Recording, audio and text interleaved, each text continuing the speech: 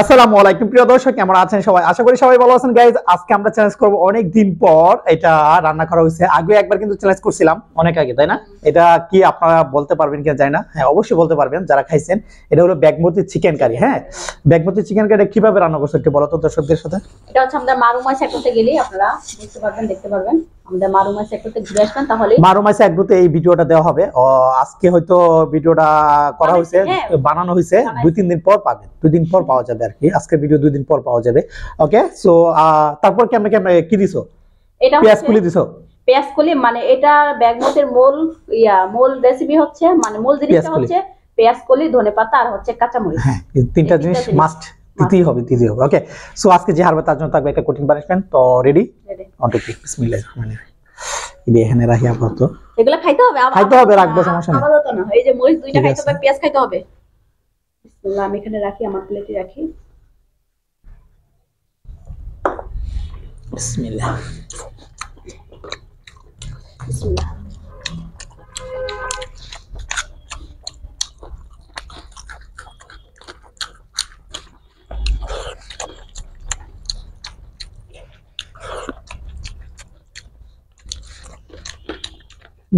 মনে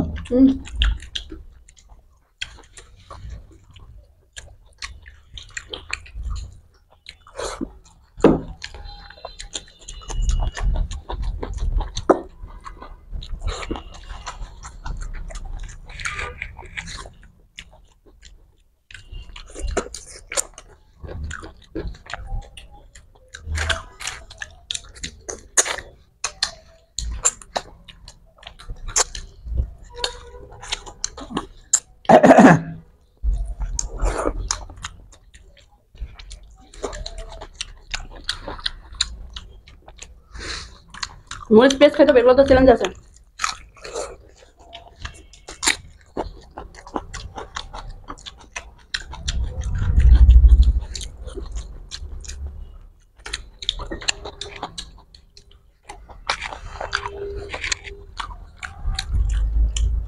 প্লেট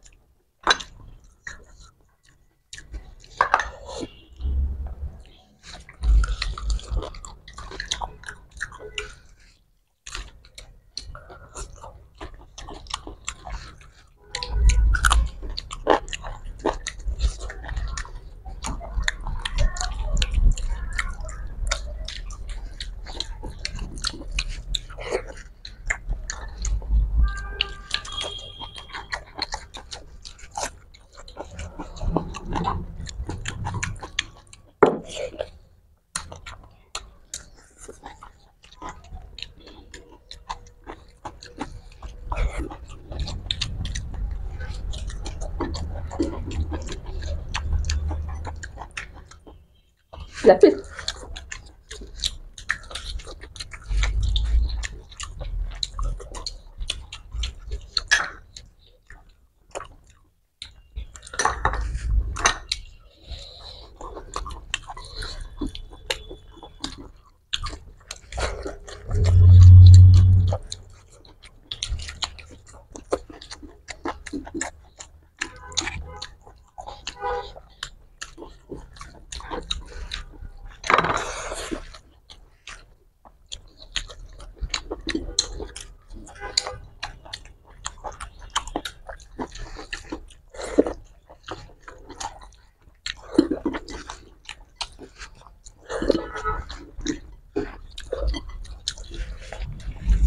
হা হা হা হা হা হা হা হা। এক সমান,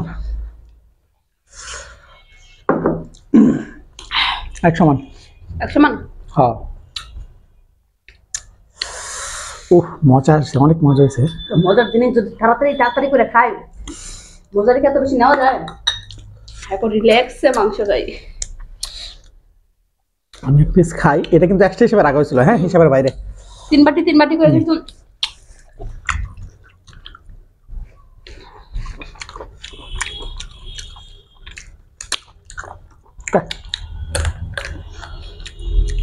গাইস আজকের ভিডিওটা কিন্তু এক সমস্যা হয়েছে, তাই না?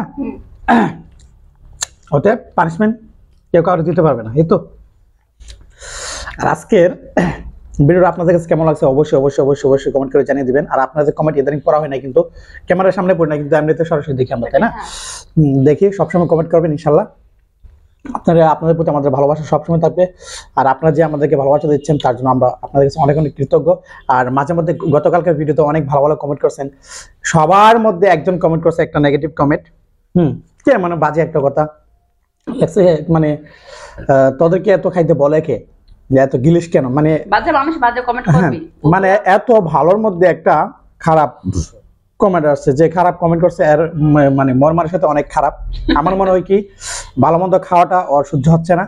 আর এরকম মন মানুষের থাকলে ও যে সংসারে থাকুক না কেন, পুরুষ হোক বা মেয়ে হোক, আইডিতে কিন্তু পুরুষের নাম লেখা, পুরুষ হোক বা মেয়ে হোক, ওই মেয়ে বা পুরুষ কোনোদিন সংসার সুখী হতে পারবে না। কারণ ওর যেসব মানুষ হিংসা থাকে কোনোদিন সুখী হতে পারবে না।